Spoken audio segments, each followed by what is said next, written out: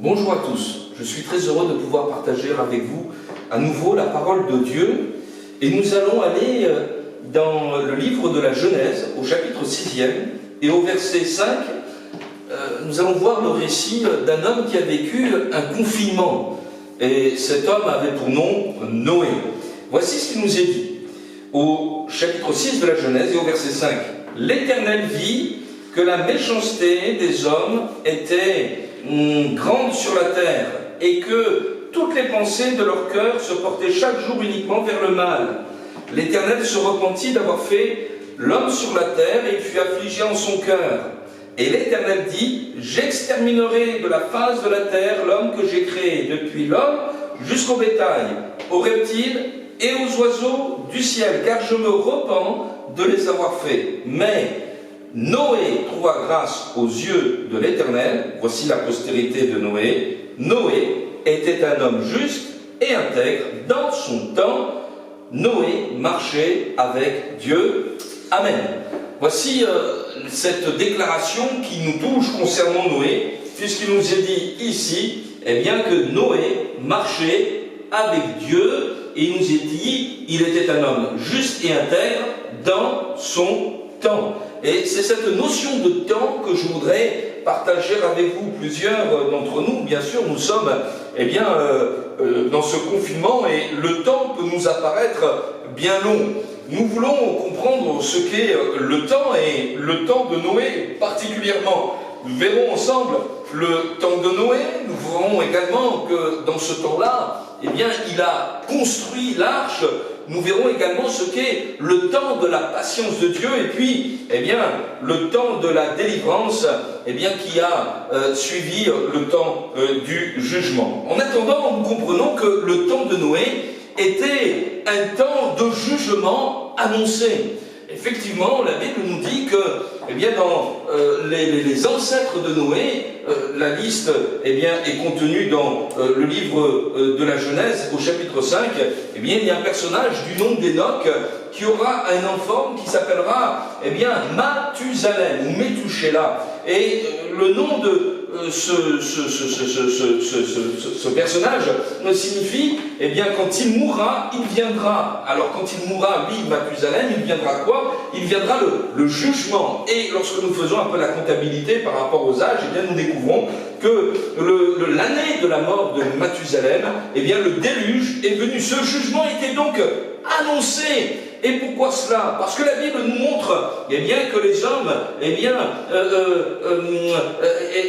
avaient une grande méchanceté dans leur cœur. Dieu vit la méchanceté des hommes, que celle-ci était grande, et que toutes les pensées de leur cœur se portaient chaque jour uniquement vers le mal. Mais au lieu de juger sans avertissement, Dieu avait prévu un temps pour que les hommes puissent considérer leurs actions. Et au travers d'Enoch et de la naissance, eh bien, de Mathusalem, eh bien, l'humanité était prévenue qu'un jugement imminent allait venir. Mais nous voyons que, au lieu, eh bien, de chercher Dieu, au lieu de se repentir, eh bien, la terre et ses habitants, eh bien, se sont complus dans leurs mauvais désirs et dans leur rébellion à l'égard de Dieu. Ne vivons-nous pas, nous aussi, à l'heure actuelle, eh bien, des temps, eh bien, comme ceux de Noé, où, eh bien, malgré toutes sortes de catastrophes, toutes sortes, eh bien, de dérèglements climatiques, politiques, de toutes sortes d'injustices sociales, nous voyons le cœur, eh bien, qui reste endurci dans une rébellion à l'égard de Dieu. Ne serait-ce pas le temps, comme pour Noé, eh bien, un temps de repentance, un temps de prise de conscience, que il est temps maintenant de marcher avec Dieu en toute intégrité dans notre temps, en toute justice. Peut-être avez-vous un passé difficile à porter, mais Dieu vous voit, il veut vous en délivrer. S'il prévient d'un jugement, c'est qu'il veut vous sauver, et c'est pour cela qu'il a donné Jésus-Christ, afin que vous ne périssiez pas, mais que vous ayez la vie éternelle. C'est le temps aujourd'hui, mes amis, de marcher avec Dieu. Et Jésus dira ceci, eh bien, de lui-même, je suis la lumière lumière du monde. Si quelqu'un me suit, il ne marchera pas dans les ténèbres, mais il aura la lumière de la vie. Oh, découvrez, eh bien, l'amour et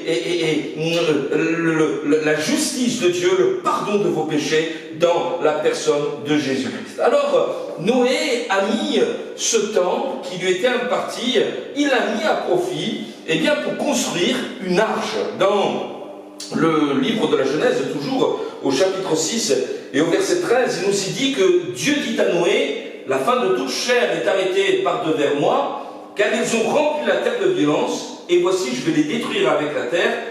Fais-toi une arche de bois, et nous avons toute la description eh bien, de cette arche qui est donnée. Et au verset 22 de ce même chapitre 6, il nous est dit, c'est ce que fit Noé, il exécuta tout ce que Dieu lui avait eh bien, ordonné. Dieu, dans ce temps eh bien, que traversait Noé, ne l'a pas laissé tout seul dans ses réflexions, mais il lui a donné le moyen d'être sauvé. Quelle consolation! Nous ne sommes pas seuls, parce que Dieu veut nous conseiller, et Dieu veut nous dire, il existe un moyen pour toi d'être sauvé, de passer eh bien, ces temps difficiles que tu es en train de traverser, d'être entouré par une protection divine. Certes, un jugement va venir, le déluge, eh bien, noya la terre et ses habitants. Mais voici, à l'intérieur de l'arche, eh bien, tu seras sauvé. Cette arche prendra sur elle, eh bien, les eaux pour que toi tu sois épargné. Et nous voulons comprendre que c'est ce qui s'est passé à la croix du Calvaire. Jésus, eh bien, a été meurtri pour nos péchés. Le châtiment qui nous donne la paix est tombé sur lui, nous dit l'Écriture, afin que nous soyons épargnés. Et Noé est entré dans ce plan d'amour, et il a construit cette arche. Il ne l'a pas inventé, ce salut. Il s'est rendu obéissant. Oh, combien il est simple, eh bien, de découvrir l'amour de Dieu, le salut, eh bien, qui nous est proposé dans la personne de Jésus-Christ, lorsque nos cœurs, eh bien, restent dans la simplicité à l'égard, eh bien, de la parole de Dieu et de l'Évangile. Alors, nous voulons comprendre que cet homme est entré dans cette construction. La Bible nous dit ceci, mais travaillez à votre salut. Soyez sensibles à l'action du Saint-Esprit, que vous puissiez comprendre que c'est maintenant le temps de la repentance, c'est maintenant le temps de la prise de conscience, c'est maintenant eh bien, qu'il faut reconnaître Jésus pour son sauveur. Et la Bible nous dit, mais aujourd'hui, si vous entendez sa voix, n'endurcissez pas votre cœur. Certains pensent que le temps de la patience de Dieu, eh bien, c'est un temps avec lequel, eh bien, on peut jouer. Mais vous savez, la Bible nous dit, eh bien, que lorsque, eh bien, le déluge est venu, personne ne s'y attendait, la porte de l'arche a été fermée, et, eh bien, c'était trop tard. Qu'il ne soit pas trop tard. Si vous entendez sa voix, encore aujourd'hui, il n'est pas trop tard. Alors, la patience, ça a été la patience de Dieu, mais lorsque cette patience est terminée, que la porte de l'arche eh bien, s'est refermée, que le jugement au travers du déluge eh bien, a rempli la terre, il y a eu une autre patience qui a dû s'exercer. C'était la patience de Noé. Et cet homme-là est resté eh bien, dans cette arche-là. Il ne pouvait pas faire autrement. Et c'est pour cela que tout à l'heure, je disais ceci, c'est que le premier homme sur terre qui a vécu le confinement, eh bien, c'est Noé et son épouse, et puis ses 3 fils avec leur épouse respective, 8 personnes eh bien, qui étaient dans cette arche. Ils ont vécu 40 jours de déluge, et puis ils ont attendu eh bien, encore plusieurs jours, et un décompte nous fait comprendre que eh bien, ils ont passé 1 an et 10 jours. Voilà, dans cette arche. Je souhaite pas du tout que nous passions 1 an et 10 jours confinés eh bien, dans nos demeures, mais néanmoins, nous voyons ici qu'ils ont attendu le jour de la délivrance, le jour eh bien, de la sortie. Et ils l'ont attendu. Ils ont attendu l'ordre express de Dieu eh bien, pour qu'ils puissent sortir eh bien, de cette arche. Et en attendant eh bien, de sortir, ils ont demeuré eh bien, dans cette arche. Et parfois, dans nos vies, il n'y a rien d'autre à faire que de garder ce que Dieu nous a donné. C'est-à-dire notre position de foi en Christ, c'est-à-dire de rester dans l'arche, de demeurer en Jésus, Parfois, nos vies sont marquées par des temps de grande activité, il faut en profiter, mais parfois il y a, comme maintenant, des temps d'inactivité et nous sommes forcés d'attendre. Je voudrais vous dire ceci, c'est que Dieu se sert parfois de ces temps d'attente pour agir. Souvenez-vous, lorsque le semeur sème une graine dans son champ, qu'il veille ou qu'il donne, nous dit l'Écriture, celle-ci grandit, elle croît. Il y a d'abord des racines, il y a une tige, il y a un épi, des grains dans l'épi, puis c'est le temps de la moisson, il y a des étapes. Et certainement, dans ces moments de confinement, où nous n'avons rien d'autre à faire que s'attendre à ce qu'un jour nous puissions sortir de nos logements, certainement nous pourrions mettre ces temps à profit pour dire Seigneur, il y a des choses que je dois comprendre, des choses intérieures, des choses qui ne sont pas de l'ordre de l'agitation, de l'activité, mais des choses qui concernent ma vie spirituelle, ma vie profonde. Comprenez une chose, c'est que Dieu veut agir en profondeur dans nos vies. Et dans ces moments de mise à part, je crois que Dieu veut agir profondément, nous régénérer, nous restaurer, nous apporter cette paix, peut-être guérir un cœur brisé. Parfois nous oublions qu'il y a des choses importantes qui n'ont pas été réglées dans nos vies. Nous vivons avec des dettes sur le passé, nous avons oublié de demander pardon, nous avons passé rapidement sur des détails de notre vie qui ne sont pas réglés. Et s'il était possible, faites tout pour être en paix, non seulement avec Dieu, mais également avec les hommes. Alors, nous comprenons que tout cela concerne ce temps de patience qui peut être un temps extrêmement fructueux pour votre vie, pour votre foi et devant le Seigneur. Et puis, je termine en disant qu'il y a eu finalement le temps de la délivrance, de la délivrance. Mais ce temps ne s'est pas passé n'importe comment. Lorsque lorsque Noé est sorti de l'arche, il s'y est pris d'une certaine manière. Il s'est laissé conduire par une colombe. Vous avez tous en tête, et vous le trouverez dans l'Évangile, dans le livre de la Genèse, au chapitre 8, ce récit où Noé va laisser sortir une colombe qui va revenir au bout d'un certain temps avec un rameau d'olivier, et il saura que c'est le temps pour lui de sortir.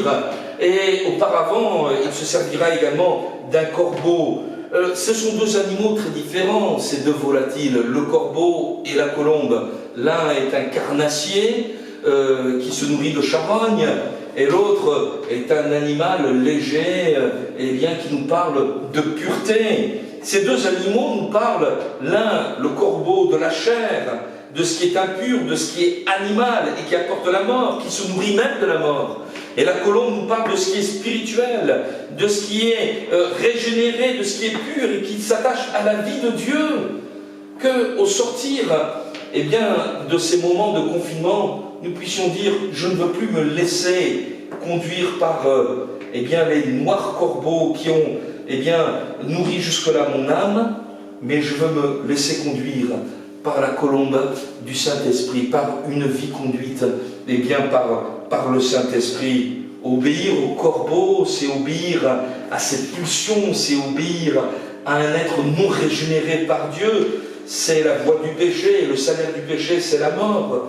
Mais obéir à l'action du Saint-Esprit, c'est obéir à l'amour de Dieu, c'est entrer dans cette paix, et les conséquences sont formidables, parce que c'est la vie et la vie éternelle. Combien d'hommes et de femmes se précipitent, et nous sommes dans un siècle comme cela, où il y a un désir, il faut tout de suite qu'il soit assouvi, et il y a tellement de choses qui nous permettent aujourd'hui d'avoir tout de suite ce que nous désirons.